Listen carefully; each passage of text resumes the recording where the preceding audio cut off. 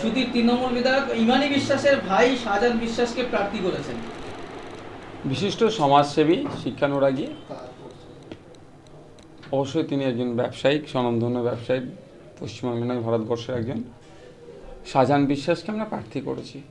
তার পরিবারের লোকজন বিভিন্ন রাজনৈতিক দলের সাথে যুক্ত থাকতে পারে, কেউ কংগ্রেস করবে, কেউ তৃণমূল করবে, বা আরও রাজনৈতিক দল আছে করতে পারে, তা করবে। শাহজাহান বিশ্বাসের ওয়াইফ তো হচ্ছে মুর্শিদাবাদ জেলা পরিষদের সভাধিপতি।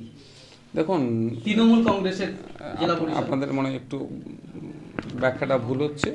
তার পরিবারের কেউ হতে পারে, অবশ্যই থাকতে পারে, কিন্তু আমি একটা কথা আপনাদের বলি, যা এটা ডেমোক্রেসি।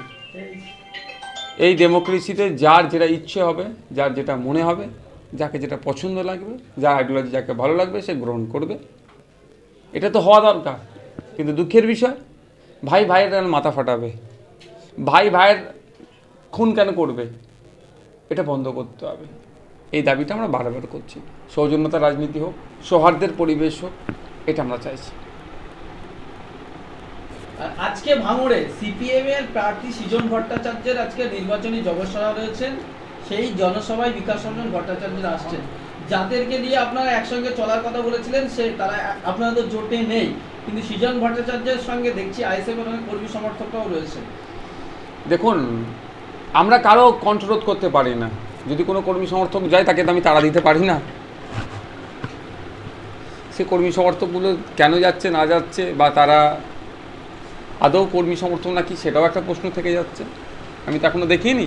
আর যদিও কেউ যেয়ে থাকে, তাকে আমি তাড়া দিতে পারবো না। গণতন্ত্র, ডেমোক্রেসি। তাদের যদি ভালো লাগে, সিপিএম করতে পছন্দ হয়, সে সিপিএম করবে। যার ভালো লাগবে তৃণমূল করতে, সে তৃণমূল করবে। যার ভালো লাগে কংগ্রেস করতে, সে কংগ্রেস করবে। যার ভালো লাগবে আইএসএফ করতে, সে আইএসএফ করবে। আর যেটা হচ্ছে একসাথে চলার কথা বলছেন, হ্যাঁ, আমরা চেষ্টা করেছিলাম সংযুক্ত মোর্চাকে এগিয়ে নিয়ে যাওয়ার জন্য, কিন্তু লেফটের পক্ষ থেকে জোট শেষ, এই ভোট শেষ বলে তারা সমাপ্ত করেছিল। আমরা এরপরে গঙ্গাতে অনেক পানি বয়ে যাওয়ার পরেও চেষ্টা করেছিলাম যে জোটটাকে এগিয়ে নিয়ে যাওয়া যায় কীভাবে। কংগ্রেস তো প্রথম থেকে অচ্ছুত মনে করেছিল আইএসএফকে, তো কংগ্রেস হাত বাড়ায়নি। ফলে আমরা চেষ্টা করেছিলাম লেফট ফ্রন্টের সাথে যাতে একসাথে লড়া যায়, তৃণমূল এবং বিজেপির বিরুদ্ধে একসাথে আমরা যাতে ঐক্যবদ্ধ লড়তে পারি, লেফট ফ্রন্ট আর আইএসএফ, কিন্তু সেটা হয়ে ওঠেনি। আমরা যে সিটে ডিমান্ড করেছিলাম, কমতে কমতে দেয়ালে আমাদের পিঠ থেকে গিয়েছে। আর লেফট ফ্রন্টের পক্ষ থেকে সেই সিটে যেটা দিচ্ছিল, সেটা আমাদের সম্মানজনক জায়গায় ছিল না।